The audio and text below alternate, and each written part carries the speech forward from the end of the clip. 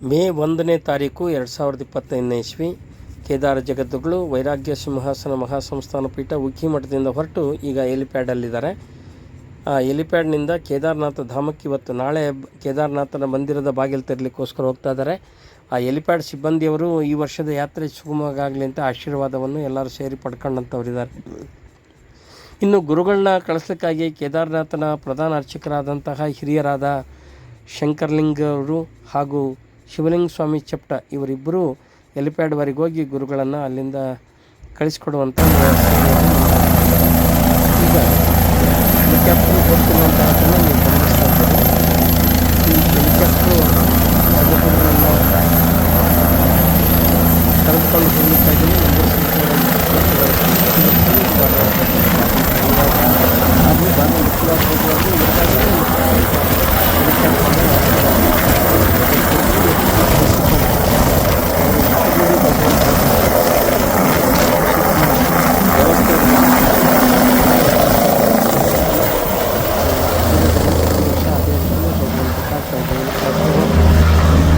ಕಡಿಮೆಗಳ ಮಧ್ಯೆ ಸಾಗುವಂಥ ಹೆಲಿಕಾಪ್ಟರ್ 7 ನಿಮಿಷದಲ್ಲಿ ಕೇದಾರನಾಥ್ ಹೆಲಿಪ್ಯಾಡಿಗೆ ಹೋಗ್ತಾ ಇದೆ. ಈಗ ನೋಡಿ, ಈ ಉತ್ಸವ ಕೇದಾರನಾಥನ ಡೋಲಿ ಇವತ್ತು ಗೌರಿಕುಂಡದಲ್ಲಿ ವಾಸ್ತವಾಗಿದ್ದು ನಿನ್ನೆ ಇವತ್ತು ಅಲ್ಲಿಂದ ಹೊರಟು ಸೀದಾ ಕೇದಾರನಾಥ ಧಾಮಕ್ಕೆ ಬರುವಂತಹದ್ದು.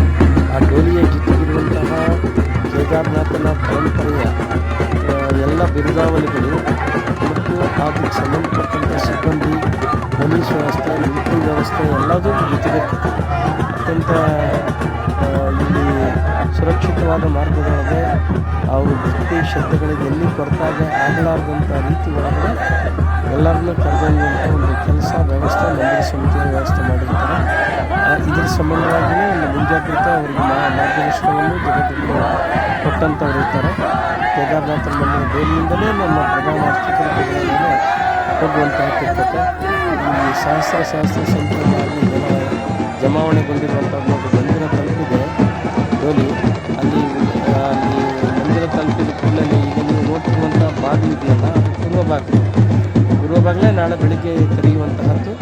ಈಗ ಆ ಉತ್ಸವ ಮೂರ್ತಿ ಕೇದಾರನಾಥ ಧಾಮ ಮಾಡಿ ಅಲ್ಲಿ ಆ ಮೂರ್ತಿಯ ಪೂಜೆಗೊಳ್ಳಿಕ್ಕೆ ಒಂದು ವ್ಯವಸ್ಥೆ ಮಾಡ್ತಾರೆ. ಇನ್ನು ಪ್ರಧಾನ ಅರ್ಚಕರು ಅವರಿಗಾಗೇ ನಿಗದಿಗೊಂಡಿರುವಂಥ ಒಂದು ನಿವಾಸದಲ್ಲಿ ಹೋಗಿ ಅವರು ರಾತ್ರಿ ಮುಖ ಮಾಡ್ತಾರೆ.